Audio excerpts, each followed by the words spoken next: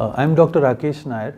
I'm an exclusive knee replacement surgeon practicing at Zen Hospital in Chembur, at Holy Family Hospital, Bandra, and the Fortis Group of Hospitals at Vashi and Mahim.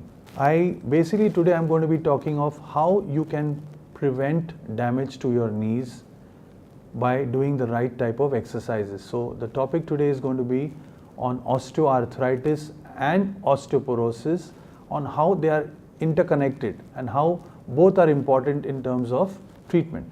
Let's start initially with the osteoarthritis. What do I mean by osteoarthritis? Osteoarthritis means a worn out joint. The same knee which has a sole starts wearing out as you get older. Therefore, it is called as primary. So, whether you have a problem at some age or not, this pain in the knee is going to happen to you, whether it happens to you at 25, 35, 40, 50, it might even happen to you at 75. Most of my patients who go in for surgery are between the age group of 75 to 85. So here I am talking of showing you the right forms of exercise where you can this knee should last you a lifetime. So we are looking at an average age span of 80 to 85. So will your knee last that long? Chances are very less, because the present data says that 80% of the general population will have artificial knees, because we are outliving our knees. We are living much more than the knees can last. So what are the options you have in terms of preventing this damage which is happening in the knee? What is osteoarthritis? Means what exactly happens to the joint? The knee joint is made up of a bone, which is your thigh bone, which is on the upper side, and it is covered by a fine layer of cartilage which is hardly 1 centimeter. The same thing is with the bone, the shin bone, which is the lower part, which is your tibia, again which is covered with a cartilage. Between these layers we have lubricant fluid, which is the synovial fluid. Connecting both the legs on both the sides, we have strong ligaments which hold the joint together. What exactly happens in osteoarthritis? In osteoarthritis, the same cartilage which you can see starts wearing out. It starts, there are small pieces which start wearing out. The joint which was straight, or the leg which was straight, starts getting bent, which either like a bow leg deformity or a knock knee deformity, depending on exactly how strong or how weak your muscles are. This straight leg finally becomes bent, and then we have to look at some surgical option when it becomes very bent, when the patient is having a lot of pain in the knees. Now, what are the symptoms? What are the symptoms which the patient comes to me who has pain in the knee? The first and foremost symptoms, the patient says, Doctor, when I'm climbing and getting down steps, I get a little pain in the leg.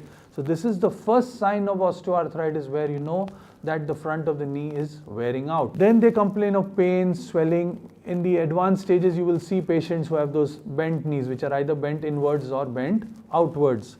Today, I am going to be telling you on how we can prevent all this damage. What I am going to be stressing main is an exercise protocol for strengthening.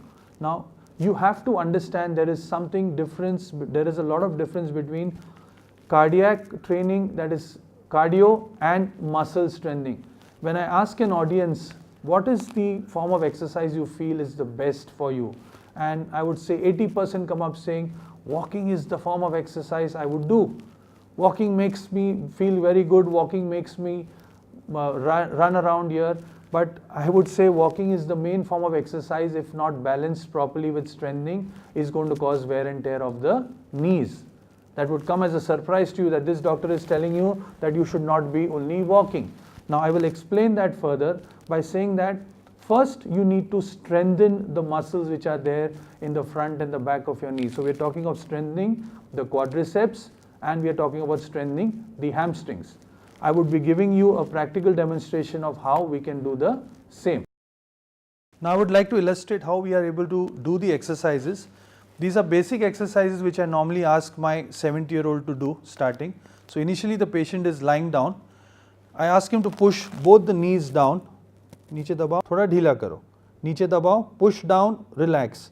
push down, relax. So this is like a count of 5-0. So this is the basic first exercise which you should do before you start doing anything else. The second exercise is leg raise. This also gradually from 5 to 50. When you are comfortably able to do 50 counts in one sitting, we start doing the same exercise in a sitting position with a back support. This again my 50, 60-year-olds would do. We do the same thing, like pushing down, relax, pushing down, relax. Again we touch this from 10 to where you are strengthening the hamstrings, which is the back muscles of the knee. So bend the knee, alternate knee. This is exactly what you would be doing on a machine for the hamstrings. Bend the knee, that's 1. Bend the knee, that's 2. Bend the knee. So this is what you would do for the hamstring strengthening.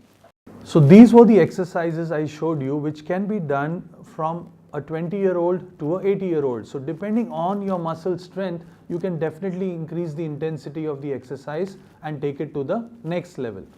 If you are able to strengthen your knees simultaneously as you increase your cardio activity, that would be the best form without causing damage to your knees. So another thing is, if you can balance out cardio in terms of saying that if you can do cycling, swimming and walking or running depending on that, and balance out all four in like a 25% of your workout when you are working out at the gym. So when you are going to the gym, the first thing you should be doing is not going on to the treadmill.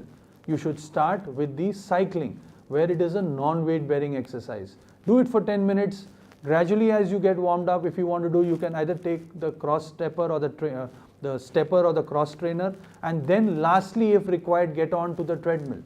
That is the commonest mistake we make when we talk about cardio. Each one, as soon as you get to the gym, all you do is you get directly onto the treadmill, which is not your primary what you should be doing. The maximum work I get from the trainers at the gym. Now why is that? Because most of the time you end up doing squats and lunges, which basically your lower body is not that strong to take the whole brunt of the weight. So I would suggest, if you are 35, 40, 45, if you are a little heavier on the upper body, please don't start with freehand squats and lunges. First do the machines.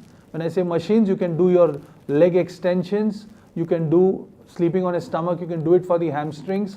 At a later date, do your leg press, and then when you are comfortably there where you know that my lower body is taking care of the weight, then only please do squats and lunges. Or even if they are avoided, it is not going to make much difference if you are able to increase your muscle strengthening in terms of your leg extensions and the hamstrings.